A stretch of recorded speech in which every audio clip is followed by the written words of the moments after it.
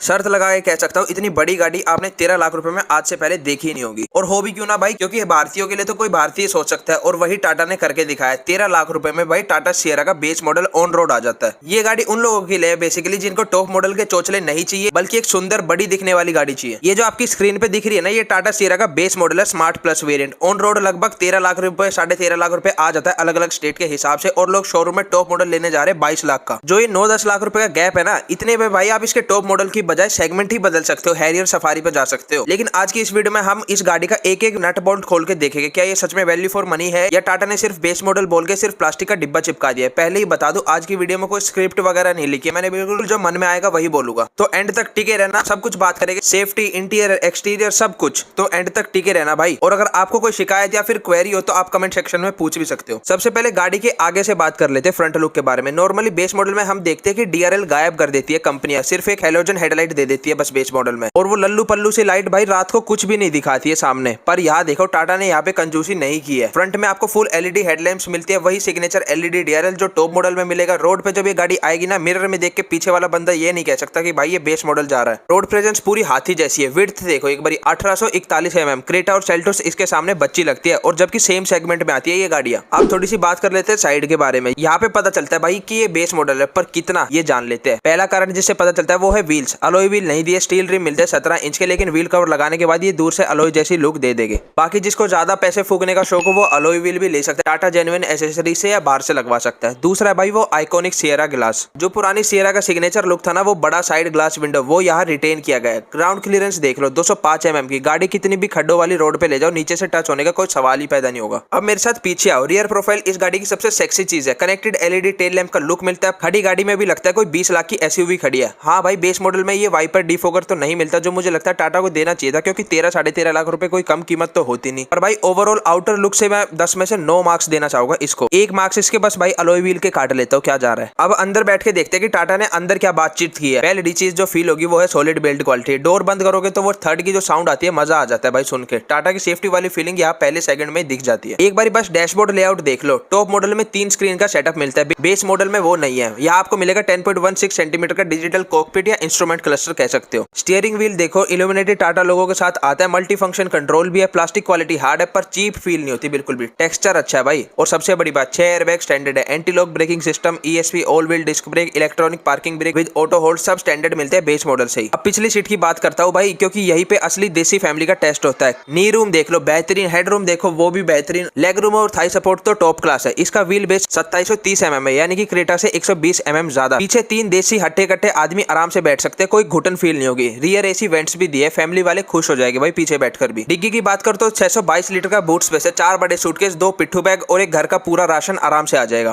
भाई। Price wise देखा जाए ना, ये क्रेटा, सेल्टोस, ग्रैंड विटारा इन गाड़ियों से कॉम्पीट करती है, लेकिन साइज वाइज देखा जाए ना तो स्कॉर्पियो, हैरियर, सफारी इनके टक्कर की लगती है। अब आते हैं असली बात पर भाई, चलाने में किसी है गाड़ी। तो देखो मेरे भाइयों, इंजन से पहले मैं बात कर लेता हूँ प्राइस की। ये 11,99,000 एक्स शोरूम है, यानी कि 13-13.5 लाख आपको ऑन रोड जाके पड़ जाती है। अब इस कीमत में आपको नेचुरली एस्पिरेटेड इंजन ही देखने को मिलते हैं, या फिर अगर आपको टर्बो इंजन पे जाना है जैसे कि वेन्यू, सोनेट, तो ये काफी छोटी गाड़ियां हो जाती है भाई। ये पिद्दी पिद्दी सी हैचबैक ही है। और सेम सीन भाई टाटा सियरा के साथ है। इसमें 1500 सीसी का नेचुरली एस्पिरेटेड इंजन आता है, जो कि माइलेज के लिए ट्यून किया गया है। गाड़ी daily city driving, normal highway driving के लिए बढ़िया है। लेकिन अगर आप सोचोगे ना कि मेरे को तो टाटा की और गाड़ियां जैसे कि सफारी, हैरियर जैसा इंजन चाहिए जो कि पंजा दबाती गाड़ी आगे से उठ जाती है, या फिर स्कॉर्पियो जैसा टॉर्क चाहिए, तो वो इसके बेस मॉडल में आपको बिल्कुल नहीं मिलने वाला। इसके लिए आपको सियरा के टर्बो या फिर डीजल इंजन में ही जाना पड़ेगा, क्योंकि नेचुरली एस्पिरेटेड इंजन जो कि ये बेस मॉडल में मिलता है, ये माइलेज के लिए ट्यून किया गया है। आप क्लच दबाओगे इंजन स्टार्ट हो जाएगा। NVH लेवल सरप्राइजिंग है, कैबिन काफी साइलेंट लगता है। लेकिन जैसे आप रेस पे पंजा दबाओगे ना और सोचोगे कि मैं सबसे आगे निकल जाऊं, फर्स्ट पोजीशन आ जाए मेरी रेस में, तो वो ऐसा नहीं होगा। इंजन नॉर्मली उठेगा, हाई स्पीड पे भी चला जाएगा, लेकिन आराम आराम से अपनी मर्जी से, आपके हिसाब से नहीं चलेगा। ये गाड़ी का पुल काफी स्मूथ है। पिकअप भी आपको शहर में अच्छा खासा फील होगा। लो एंड टॉर्क क्योंकि अच्छा है भाई। सिटी ट्रैफिक में बार बार गियर शिफ्ट करने की जरूरत नहीं पड़ेगी। गियर बॉक्स की बात करूं तो स्मूथ है, पर थोड़ा रबरी फील होता है। कभी कभी टिपिकल टाटा स्टाइल थोड़ा मतलब आपको अटक जाता है, आपको जोर लगा के गियर शिफ्ट करना पड़ता है। और टाटा की सस्पेंशन ट्यूनिंग का तो कोई जवाब ही नहीं, चाहे बेशक टियागो ले लो या सफारी ले लो। हर गाड़ियों की सस्पेंशन ट्यूनिंग एक नंबर की होती है। कितना भी बड़ा गड्ढा आ जाए काफी स्मूथली निकल जाती है, आपको ज्यादा झटका फील नहीं होता। और क्योंकि भाई टाटा सियरा का वजन ज्यादा है अपनी सेगमेंट में, तो इसकी हाई स्पीड स्टेबिलिटी, यानी कि आप 120-130 पे जब ये गाड़ी जाएगी ना तो बिल्कुल चिपक के चलेगी रोड पे। और एक कारण इसके लेट स्पीड पकड़ने का इसका वजन भी है भाई। ये काफी भारी गाड़ी है अपनी सेगमेंट में। जहां आपको सेल्टोस देखने को मिलती है कि 2 टुकड़ों में हो जाती थी कभी, वो हल्की होने की वजह से। लेकिन एक ये छोटे पहाड़ में चल रहे हो आप, यही मान के चलना भाई टाटा सियरा में। और बॉडी रोल एसयूवी है तो हल्का बॉडी रोल तो है, लेकिन कंट्रोल में है, इतना भी नहीं है कि गाड़ी पलट ही जाए। अब इसकी माइलेज के बारे में बात कर लेते हैं, जिसके लिए इंजन स्पेशली ट्यून किया गया है। सिटी में लगभग 12-14 kmpl देगी भाई इतनी भारी गाड़ी, और हाईवे पे आराम से 17 से 18 के बीच में दे देगी अगर आप तमीज से चलाओगे तो। और अगर बिल्कुल पेलम पेली चलाओगे ना शहर में, तो 10-11 का माइलेज पकड़ के चलो भाई। देखो भाई, तारीफ तो अपनी जगह है, पर जो कमी है वो बताना मेरा फर्ज है। पहले बात करते हैं इसकी अच्छी बातों की, प्रोज की, यानी कि इसकी भाई पहली तो unbeatable road presence, base model होकर भी लगती नहीं कि सस्ता वेरिएंट है। दूसरी अच्छी बात है इसकी safety, 6 airbag, old disc brake, ESP standard. तीसरी है भाई स्पेस मास्टर, सेगमेंट में सबसे ज्यादा लेग रूम और 622 लीटर का बूट स्पेस। चौथी है भाई इसकी सस्पेंशन क्वालिटी, इंडियन रोड्स के लिए सबसे बेस्ट सस्पेंशन है इसकी। अब बुराई के बारे में बात कर लेता हूँ, ज्यादा राजी मत होना टाटा के फैन बॉयज की, भाई ये तो तारीफ ही तारीफ कर रहा है, बढ़िया बंदा है। अब बुराई भी सुनते जाओ। पहला इंफोटेनमेंट सिस्टम स्क्रीन मिसिंग है भाई, कम से कम छोटी वाली जो नेक्सॉन में पहले आती थी स्क्रीन, वही दे सकते थे 7 इंच की। दूसरी चीज है भाई 13-13.5 लाख रुपए की गाड़ी में रियर वाइपर और डिफोगर नहीं है, कम से कम वाइपर नहीं तो डिफोगर तो देना चाहिए था। तीसरा है भाई टाटा की आफ्टर सेल सर्विस, गाड़ी 10/10 है ये तो मैंने मान लिया, लेकिन टाटा के सर्विस सेंटर में अभी भी लॉटरी वाला सीन है, किसी सिटी में लाजवाब सर्विस, किसी में थोड़ी जिक जिक। तो ये चीज तो भाई आपको ही देखनी पड़ेगी खरीदने से पहले, मैं तो बता नहीं सकता इसके बारे में कुछ। तो चलो आखिरी फैसले पर आ जाती है, फाइनल डिसीजन क्या है, क्या आपको टाटा सियरा स्मार्ट प्लस यानी कि बेस मॉडल लेना चाहिए? देखो भाई, अगर आपका बजट 12 से 14 लाख रुपए बीच में है ना ऑन रोड, और आपको चाहिए एक भारी भरकम गाड़ी जो रोड पे धाकड़ दिखे, फैमिली के लिए सुपर सेफ और स्पेशियस हो, और टॉप मॉडल के 8-9 लाख एक्स्ट्रा फालतू फीचर जैसे कि सनरूफ, एम्बिएंट लाइट पे वेस्ट नहीं करना चाहते, तो भाई ये बेस मॉडल ले लेना। 30-40 हजार आफ्टर मार्केट में लगाओ, एक अच्छा Android touch screen, steering wheel cover, seat cover, और ज्यादा पैसे फूकने का मन हो कभी तो अलॉय व्हील लगवा लेना, आपकी गाड़ी टॉप मॉडल से कम नहीं लगेगी। अब आप मेरे तक कमेंट करके बताओ, क्या आप Creta, Seltos, grand Vitara, Hyryder छोड़कर टाटा सियरा का बेस मॉडल लोगे, या अभी भी होंडे किया के फैंस हो? कमेंट में धुआं उठा दो। वीडियो अच्छी लगी तो लाइक करो, दोस्त के साथ शेयर करो जो नई कार लेने की सोच रहा हो, और अगर कोई भी क्वेरी या फिर सवाल हो तो आप कमेंट सेक्शन में पूछ सकते हो। बाकी चैनल को सब्सक्राइब करना मत भूलना, ताकि ऐसा रो और देसी कार कंटेंट मिलता रहे। मैं मिलता हूँ आपसे अगली वीडियो में, तब तक के लिए ड्राइव सेफ।